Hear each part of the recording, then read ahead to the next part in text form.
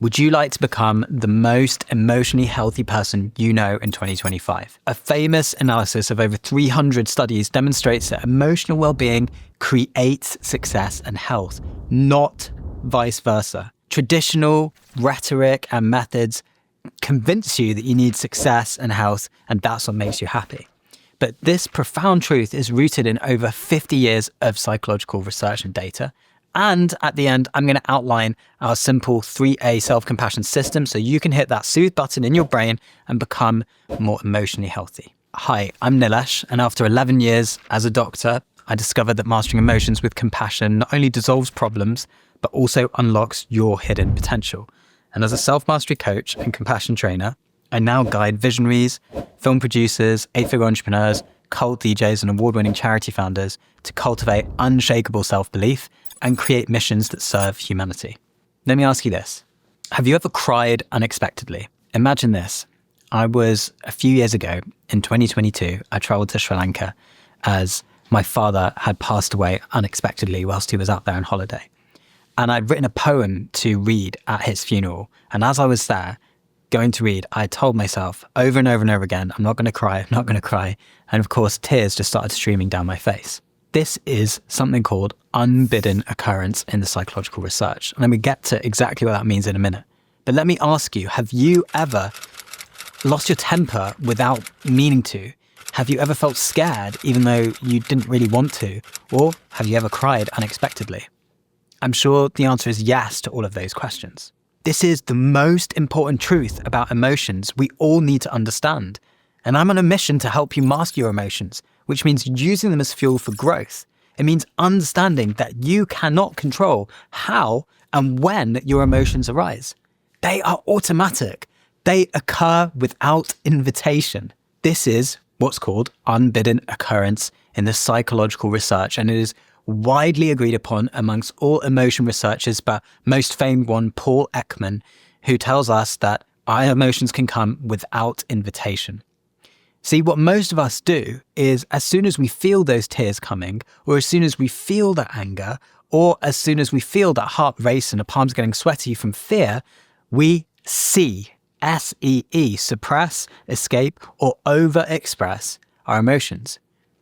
And what this means is we never really become aware of what's going on at a deep level. This is the most important truth to understand because, of course, when you know yourself, you love yourself. There's a reason why the great sages of India always taught us to look within. And there's also why this phenomenal quote by Lao Tzu, which says, knowing others is wisdom, knowing yourself is enlightenment. So I'm going to go through a very clear method now of what you can do to start understanding your emotions. And this is a system you can keep with you for the rest of your life, so you'll never look at those events the same. For example, like I said, crying unexpectedly, losing your temper, or, of course, feeling scared for no particular reason. This unbidden occurrence, this emotion occurring without invitation.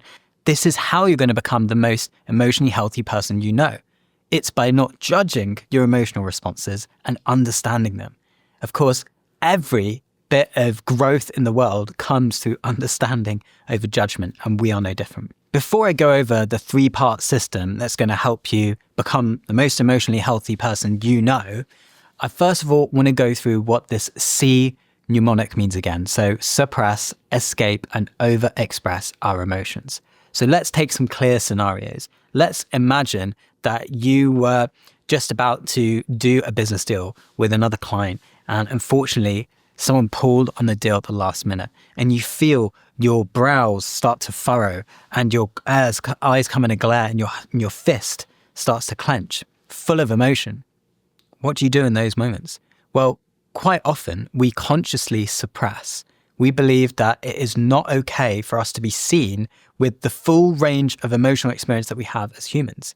And in fact, that is an uncompassionate act, because basically we are saying to our inner self, where our true values lie, that it is not welcome here, that almost there's a level of shame, that we need to stay hidden, that we cannot be who we're really meant to be, that it's not safe to be who you really are. So suppression is when we consciously push down the emotion, and that can basically look like us unclenching our fists. It can look like us completely denying that it's there. So people might ask us, do you look angry? And instead of acknowledging it, we just completely deny it and we push it down. There's also repression, and repression is when we do this unconsciously. Now, most of us are walking around with emotional repression, and this can happen from a very early age in our lives, as you well know. Great experts and authors out there like Gabor Mate teach us that, Daniel Siegel, is that what we can do for our children and younger people in the world is validate their emotional experience no matter what they're going through. That means that if we don't give them the cookie when they want the cookie, that instead of blaming them, saying you cry all the time or you're being angry, we look into them and we validate their feeling. I can see that you feel disappointed. I can see that you feel frustrated. So suppression is the first thing that we do to avoid being emotionally healthy. And it's one of the biggest blocks, basically. And repression is something that happens unconsciously. Suppression is something that happens consciously. The second thing, and I know you guys are going to resonate this because we all do this on some level. In fact, you might be doing this right now, and that's escape your emotions. So let's imagine that you receive a text and you're about to have a great business meeting or a connection with someone for work, for something amazing, and you're excited by it, and they cancel at the last minute. And instantly you feel a sinking feeling in your heart. Like, am I not worthy of their time? And am I not valuable enough? Am I not capable enough? And what do? Well, the S's. Maybe you eat some extra sugar. Maybe you decide to do some retail therapy, some shopping. Maybe you even, and we need to talk about these things. Some people may even go and look at porn or go and use sex as a numbing tool. These are all things that we can do that escape from the situation as it is. And again, all of these things are the very things that give us this instant hit of dopamine. And this is blocking our true potential. As we all know, delayed gratification is the thing that brings us to our true potential. So escaping as well is unhealthy. Now, I'm going to say an important thing here. Sometimes we all need to just let off a little bit of steam. You need to maybe have a little bit of extra sugar, or you need to scroll on social media, watch some TV, or whatever it is that you need to do to dampen the emotional response, especially if it's a severe thing. Maybe you've lost someone who's died, or you're going through a relationship breakup. That's completely okay if you need to temporarily lift the cap and just allow some pressure to go. But as long as you're conscious, that's what you're doing, and you're not really facing emotions, that's okay. Then when the time is right, you're going to use the 3-part system, which I'm going to show you at the end, to face your emotions with love and compassion and not judgment. Okay, we've done suppress and repress, we've done escape, and now overexpress. And this is one that, to be honest, I'm working on the most. And I think that, as you can tell, I'm a very expressive kind of guy. But let's bring the situation like this. Let's say that you got into a big argument with someone within your family. And, you're about to go to a family gathering and you were feeling really, really worried. You were feeling really disappointed that they had let you down, let your expectations down. You can feel like your fist clenching and your jaw clenching, and you can feel your lip kind of trembling from the sadness that you're feeling for the whole situation. And so what do? You call up one of your confidants and you have a chat. Now, on the surface, that doesn't look like it's a bad thing. And it's not. 7 minutes or so of a deep connection on a phone call with a friend can be enough to calm your nervous system, release oxytocin, make you feel, even get some endorphins going, pain relief. But what I have found personally, and I have noticed with my clients as well, is we can overexpress. And so without realizing it, we're talking about the story without actually releasing or feeling the emotions behind. You see, when we have an emotion, there's thousands of thoughts that get filed through that one stuck emotion. And this isn't not just me, it's in David Hawkins' fantastic book, Letting Go. He references scientific psychological studies and neuroscience studies that show that one emotion takes thousands of thoughts to attach this one emotion. And so when we overexpress, we're not allowing that emotion, which of course is just energy in motion, to run through our bodies and go pass through like many things do in our day. And instead, we're over-expressing. We're telling the story over and over again for validation, for some kind of to feel seen, feel heard, which all makes sense, but it doesn't face the actual situation. So be aware when you're over-expressing. And one way to tell if you are over-expressing is just to check in when you are sharing your story emotionally. Is this something that you're feeling for example, some anger, some frustration, some fear as you're doing it. If you are, then you're not actually allowing that emotion to run through you properly. And instead, you're just releasing it bit by bit, but not fully getting to the root of it. So if you're feeling a lot in your body as you're expressing, it's probably a sign that you need to stop and then go and do this system at the end. Or the other thing to be aware of is the other person. You know, if you are putting a lot of emotional energy on the other person by telling your story over and over again, be aware of that. Check in. Just say, look, I hope it's okay. Am I oversharing? Is this too much? I know you've been through a lot. Put your attention onto the other person. You come out of the ego, taking everything personally, all about me and not about we. And instead, you can ensure that you don't overexpress. So let's recap. This is really, really important. This is the most important truth that we miss, is that we can't control when and how our emotions come, but we are all guilty of this suppression, escape, or overexpression, which doesn't really deal healthily, doesn't deal with our emotions in the most healthy way that you can. So I hope I've drawn attention to that. Now let's move on to the 3-part system about how you can become more aware of your emotions and how you can respond. There's a famous quote by Viktor Frankl, who's written the most incredible book, Man's Search for Meaning, about his journey through a concentration camp in the Second World War. And it clearly shows in that book, there's a number of beautiful quotes like, "He who has a clear enough why can bear almost any how," or "there's a gap between stimulus and response." And I'd like you to think about that gap between stimulus and response. That's really what we're dealing with in this 3A system. Emotions happen to us. We cannot control when they happen. They occur based on events, based on our perception of environment.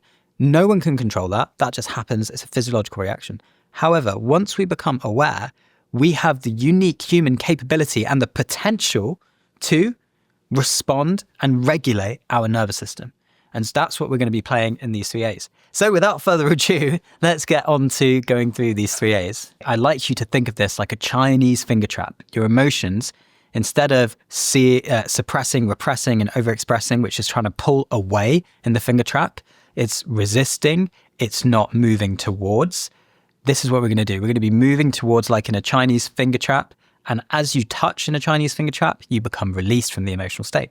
So the 3As I'd like you to remember: awareness, agreements, actions.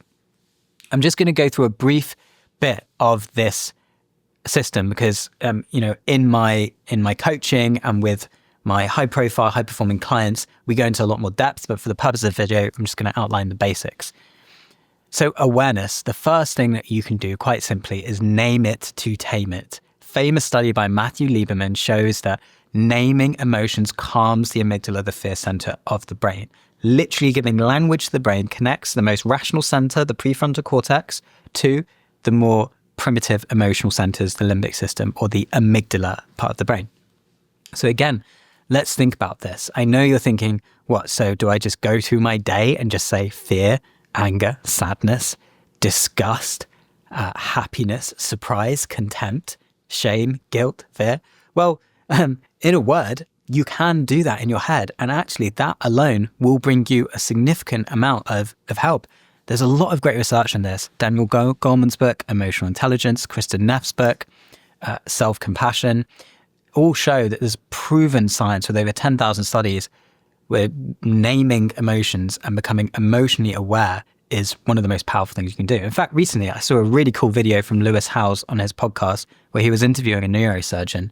And Lewis Howes asked him, what's the number one thing you could do to have a meaningful and fulfilled life, something of that variety? And the neurosurgeon said, what's the number one skill? And he said, emotional regulation. So that's what we're doing here. And by naming it, we're going to do that. So let me just give you a bit more detail, because I know you like specific advice to make sure that you can actually implement this. That's my wish for this video, so you actually implement this stuff. So there's basic emotions, which Paul Ekman described 7 basic emotions: fear, anger, sadness, happiness, surprise, disgust, contempt. These are 7 basic emotions. And then there's self-conscious emotions, which is where most of my work is on my clients. And that is shame, guilt, envy, pride, jealousy, and embarrassment. And if you remember that famous Hollywood blockbuster movie Inside Out, which one of the biggest names in the self-compassion space and someone who's been an inspiration to me was a consultant on crystal meth. They bring up all of these emotions. So by naming the basic is a basic family of emotions. So for example, under anger, you might have frustration, you might have irritation. Under sadness, you might have disappointment, grief, etc. You can name various words underneath that, and improving your emotional language will be huge for you to become emotionally healthy. And the same thing over here with the self-conscious emotions. But if I was going to say the one thing you could do, focus on the self-conscious emotions. And the simplest task for you to do this, because I know life is busy, is at the end of the day, write down very simply the events of the day, filming today, meeting, dinner, lunch, and just write down the emotional experience of those things. And you will start to become aware, being 100% honest with yourself, if you had emotions that you were suppressing, repressing, escaping, or if you're actually bringing awareness to them in that moment. Let me just go into one more detailed reason why it's so important. I mean, I said at the start that 300 studies show that when you work on your emotional well-being, it creates success and health. But to go deeper into this, okay, when you understand your emotions, you are understanding at a deep level who you are, what you truly value. Because your emotions will show you at the deepest level your truth. It's a chemical compass to your authentic truth. And there is nothing more important than being authentic. It's like Ralph Waldo Emerson says, to be yourself in a world that's constantly trying to make you something else is the greatest accomplishment. So that's what's on the table here, guys. Freedom, emotion, becoming emotionally healthy, and your authenticity. So let's recap awareness. You're going to just name it: basic emotions, self-conscious emotions, writing down these types of emotions at the end of the day alongside the events that you've experienced. No judgment, no blame, just writing them down. Or if it's in the moment and you are triggered, you're starting to feel your fists clench, your eyes water, your heart race, whatever it is, then taking yourself to the side, and you can close your eyes if you want to, otherwise you do it open. You can just say, what's the emotion I'm feeling right now? Step 2, agreements. Now, this basically comes from the Buddhist Noble Truths. And I love Buddhism because it essentially says that there is suffering in the world. And it sounds like it's quite morbid, but it's not. It's very realistic. It says we get old, sick, and die. The Buddha would say we get old, sick, and die, no matter who you are, no matter how much money you got, no matter how many followers you've got, no matter how many partners you've had, or how much ego or anything on the outside you believe that you have, you will get old, get sick, and die. And I love this truth, because what it essentially shows you is that the human experience is one of duality, suffering, hardship, setbacks, and that, things aren't always meant to be perfect. So understanding that means that when we feel the emotions that we've had, fear, anger, sadness, etc., we don't blame ourselves. And this is a key point of self-compassion. We do not blame ourselves. It's a point of common humanity that we're all humans doing the best we can, all experiencing setbacks, suffering, all making mistakes, all being imperfect, all having feelings of unworthiness, being incapable. As you can tell, I can go on for this for quite some time. So these agreements that we make is that there's 3 main agreements you make once you identify the emotion. Number 1, I'm a human and I go through struggles. Number 2, there are causes and conditions. Now, remember in the journal, in the previous step, we've written down the events and the emotions. So now we're noticing that there was a cause for my emotion, which was I was feeling fine before the call with my father, and now I feel really triggered and fearful. Okay, now it's not to blame anyone else. It's just being aware that there was a cause for the emotion and it's not your fault. And then the third truth in the agreements, the third agreement you make with yourself when you're going through this process is, if there's a cause, then that means there's something I can do about it. And that something is this. Once you've found the emotion, you're going to set the emotion, you're going to find it within the body somewhere. Okay, so is it in your heart? Is it near your throat? Is it in the top of your stomach? You could even, if you're into the chakra system, if you're into yoga and spirituality, you may find that it resides in one of those areas. And once you do, you're going to just place all your attention on that area and let the emotion naturally release. We know from research the emotion should only last minutes to seconds. So you're going to visualize that emotion maybe as a color, a tone, a texture, like a ball. And you're going to place all your attention on that without trying to change it, just focusing in on that, focusing in on the breath. And we may say a phrase to ourselves like, I'm not the only one, or it's okay, or I'm human. We all make mistakes. And in this moment, this is how we become emotionally healthy. We are moving from judgment to understanding. We're moving from blame to compassion for ourselves. And you're doing yourself a phenomenal service for your own happiness and anyone around you, because they'll be able to feel your authenticity and your self-awareness. Okay. Now, I know this might sound maybe a bit woo-woo for some people. Can I visualize it as a color, as a texture, as a shape? I get it. I urge you to try it. It's very quick. It's very easy. Try watching the emotion. The results will seem subtle, but watch, if you pay attention and you journal the events of what's happened. Maybe you're releasing emotions from a loved one.